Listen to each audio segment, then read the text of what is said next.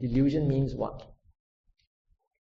Delusion means not understanding the true nature of your thoughts.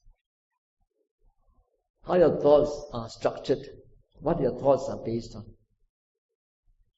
To give you an example, which I've been giving many times during my tour here, and some of you who have listened to it might find it a bit boring. Yeah? In fact, one day, soon after I started my tour, one lady said she's been attending my talks, and it's all revision and revision and revision. But that's what the Buddha talked about, isn't it? Throughout his 45 years, what did he talk about? Not Four Noble Truths, Noble Eightfold Path, Anicca, Dukkha, Anatta. That's all he talked about, from various angles and using different similes.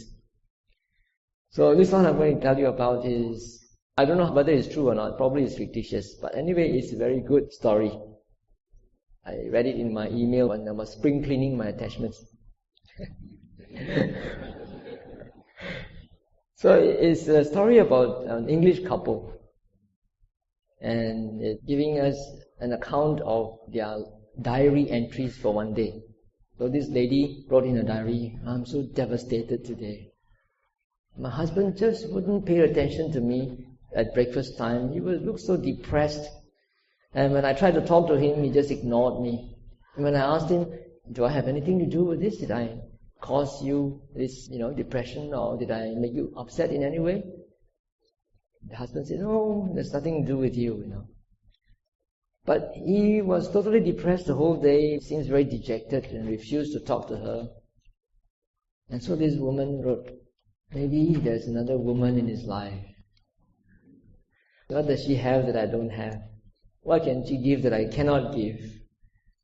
There must be something wrong. I must really have a heart-to-heart talk with him before we sleep tonight." And so she was thinking about this the whole day, how she's going to approach the situation. Finally, the husband came back in the evening, had dinner with her and didn't even say anything. After dinner, he slumped in front of the TV, looked at the TV and fell asleep. So she didn't have a time to talk to him, and she cried the whole night. Poor woman. Then let's look at the man's diary entry. What did he say? He said, "God damn it. How can United Manchester have lost the match?" I see Manchester United. Englishmen are crazy about football. To them, it's like life and death. The interesting thing is, look at the woman. The woman had already asked him, and he said that it's got nothing to do with her. And probably he wouldn't be able to make her understand his feelings. And so he preferred to keep quiet and suffer himself. But this woman decided to believe her thought. Believe her thought based on a false assumption. Assuming that, there's another woman in his life. Now don't just laugh at them. Look at your own life. How many times has this happened to you?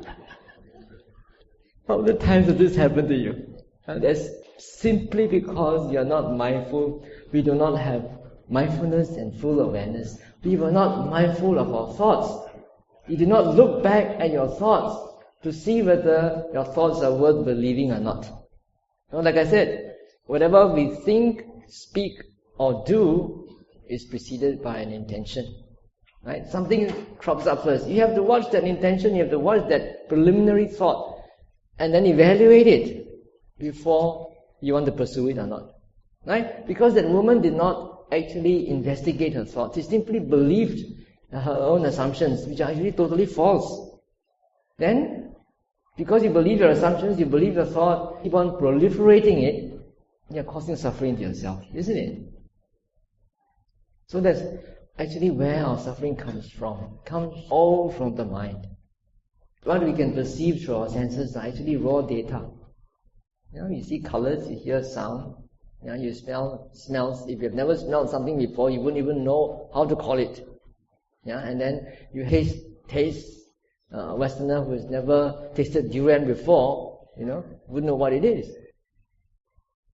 And body feelings, sensations in your body. Sometimes, when you sleep at night and you have a nightmare, it's because there are certain bodily changes in your body. Maybe a gust of wind blew over and you were not properly covered by a blanket, and that caused some physical sensations. And then immediately the mind would react and think that there is a yakka, or a demon trying to pull your leg or trying to ride on your chest. So these are all perceptions, creations of the mind. And if you don't arrest them, then you create more suffering for yourself.